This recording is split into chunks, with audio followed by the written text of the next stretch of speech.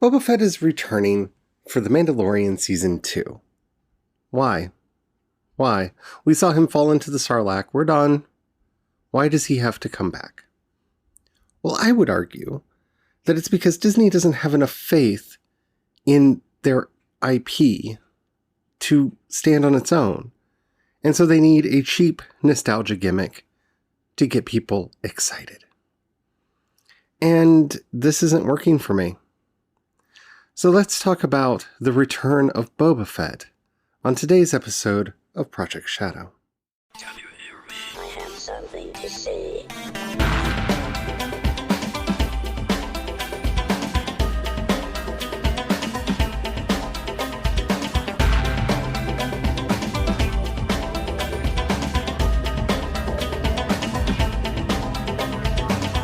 Project Shadow starts now. Hello everyone, how are you doing today? My name's Charlie. You might know me better as sci-fi fantasy writer C.E. Dorset, and you don't know how excited I am to have some kind of sci-fi story to be talking about.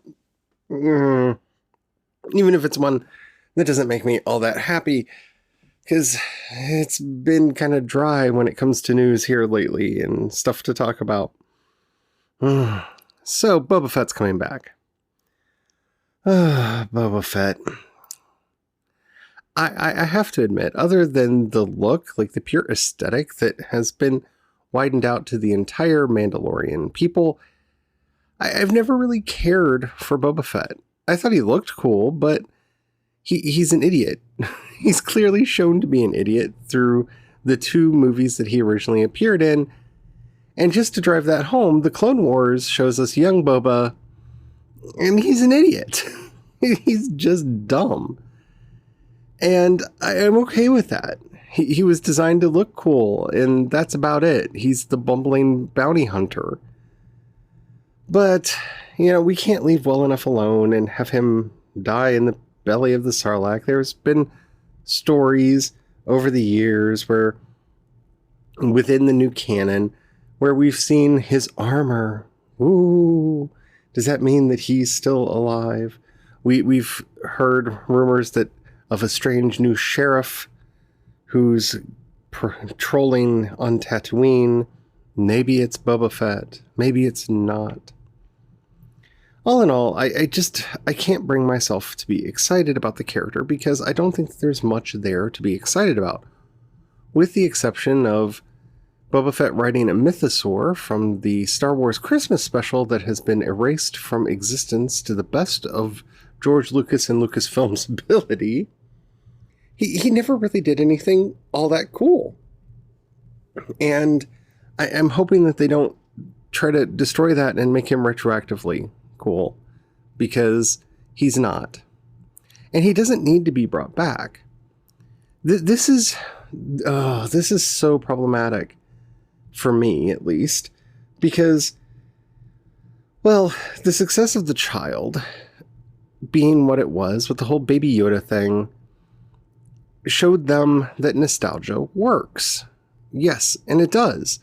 I love Yoda. I have been very interested in his species and been very curious about them, and Yoda has been one of my favorite characters since I first saw in Empire Strikes Back when I was a kid. And yeah, I'm curious about the child, and I'm interested to see the child grow up, and ...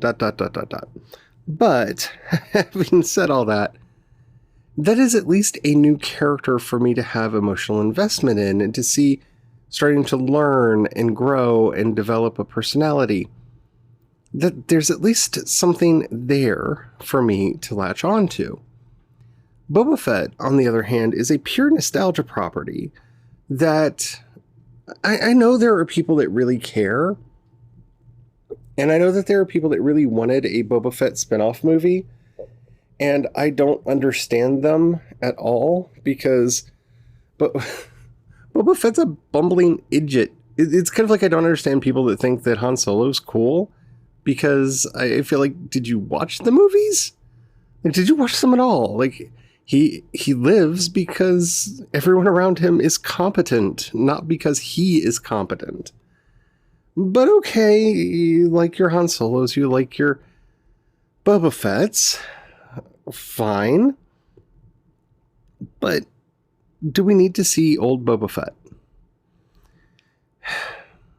As a fan of the extended universe, most of the Boba Fett stories I generally skipped. There were some interesting stories in Legacy of the Force where Boba Fett was dealing with some complications later in life from being a clone and having to hunt down Kaminoans to prolong his life and to cure some of the maladies that he was starting to face because of his nature as a clone. And those were kind of interesting. Of course, they got mixed up with Han Solo and yeah, all that. And fine. And I'm even okay with it if they bring Aiden back so that they can do some Han Solo Boba Fett stuff, because I think he was a good Han Solo in the movie Solo, which feels really awkward to say. But I really feel like this shows that the folks at Disney just don't have faith in The Mandalorian as a standalone series. I mean, it's one thing with Star Trek Picard where they're announcing other characters are going to be in season 2. It makes sense that we would see Guinan again, or Q again, or any of the cast of The Next Generation again, because, he was the captain of the Enterprise in The Next Generation, or that we would see characters from Voyager showing up because, Seven of Nine and her connection to Voyager. Our titular Mandalorian does not have any of those connections. So why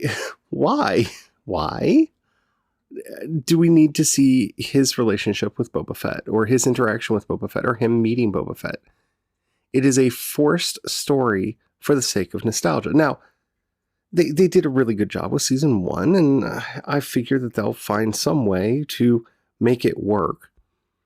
But I'm much more interested in the whole Darksaber and all of that storyline that they left season 1 with, than catching up with a mediocre character from the original series that they're trying to keep alive because they feel that it's at least a nostalgia point to bring more people into the streaming service. This is such a cynical move on their part.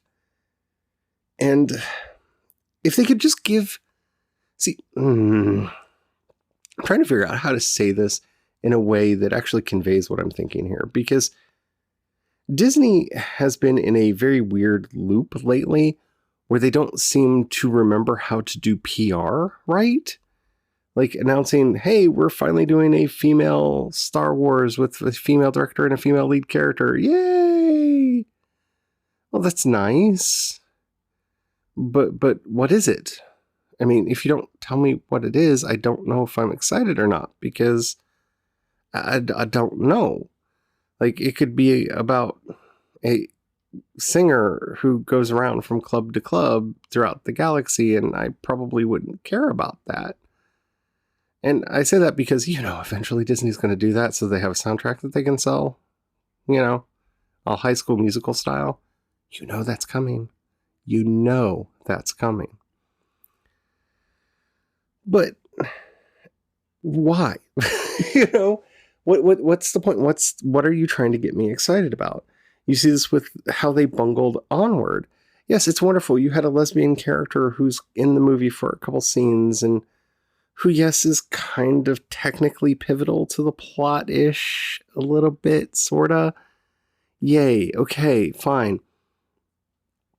But I don't feel like patting you on the back for these things. It's the shortcut. This is the ultimate evolution of soundbite marketing.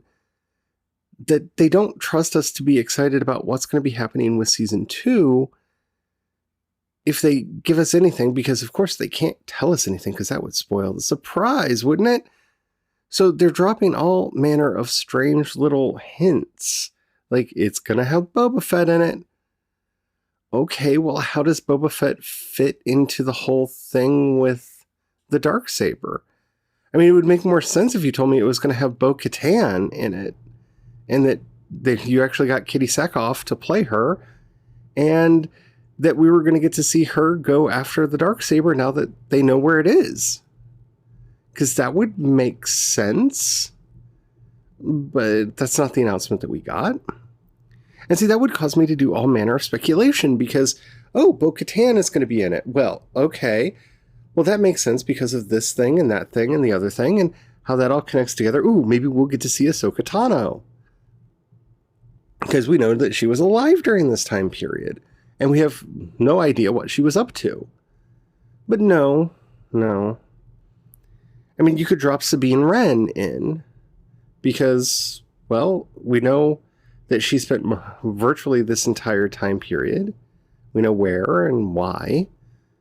And maybe she left the planet occasionally. She didn't have too many excuses to have to stay where she was.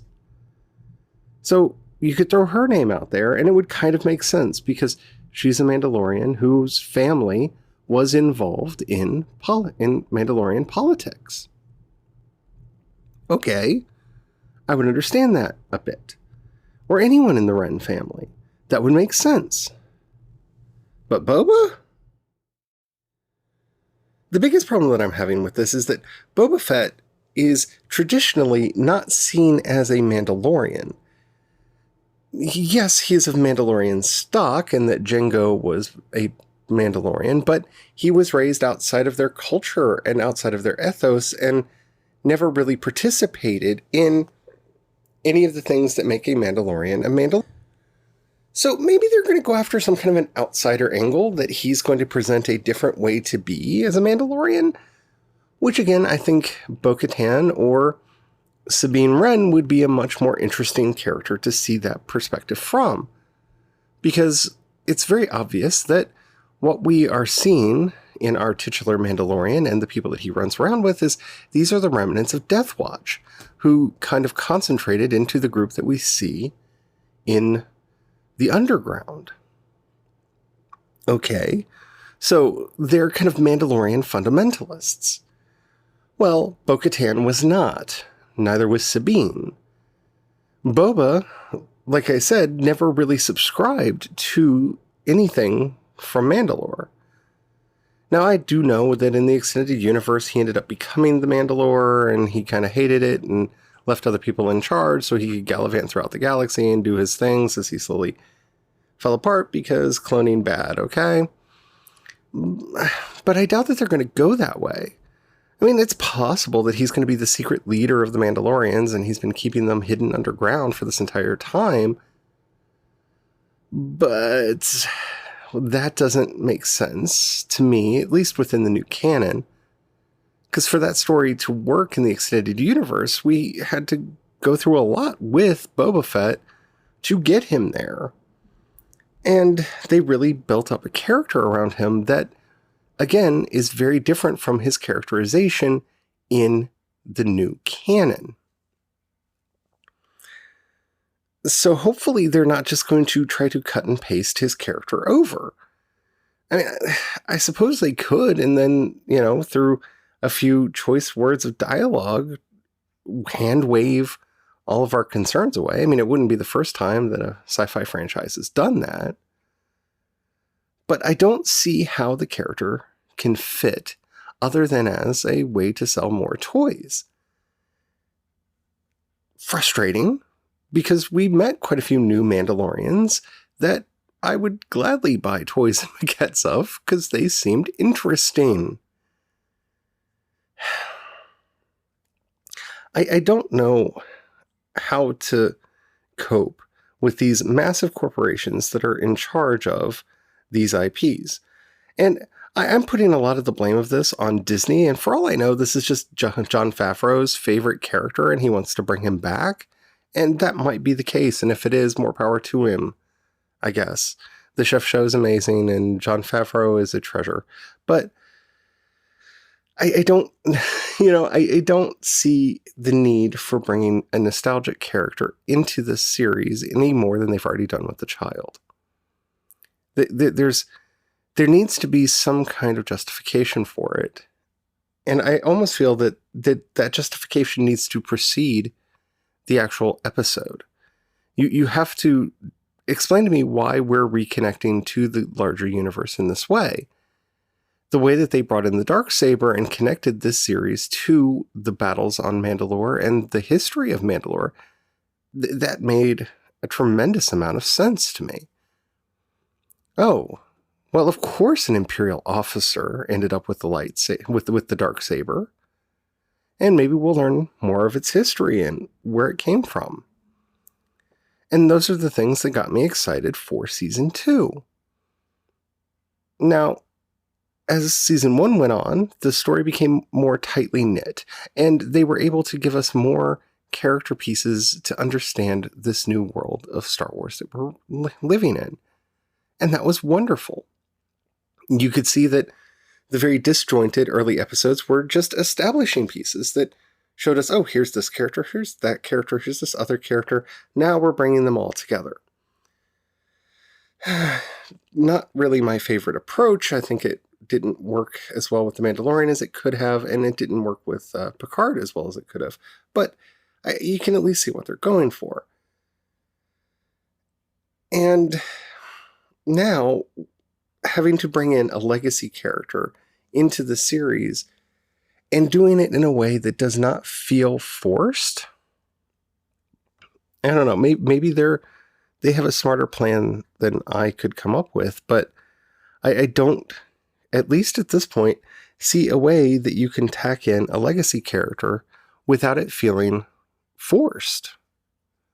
What reason would they have to cross paths? I mean, that is the central question that needs to be asked. When Princess Leia showed up in Rebels, for example, it makes perfect sense. This is a story about the nascent rebellion. She was involved in organizing both the early rebellion, the successful rebellion, and the resistance against the Empire. So the odds that they would end up running into Leia, well, they're pretty good. So the idea that you put her in makes sense. Lando, on the other hand, well, yeah, he's a smuggler and they're dealing with smugglers to get things in and out. And yeah, that makes sense. But the reasons that they came up with to put Lando on Lothal kind of fell flat, and it didn't work as well as even the addition of Hondo Ohnaka into the show. So, yeah. I'm hoping that this is going to be more Leia or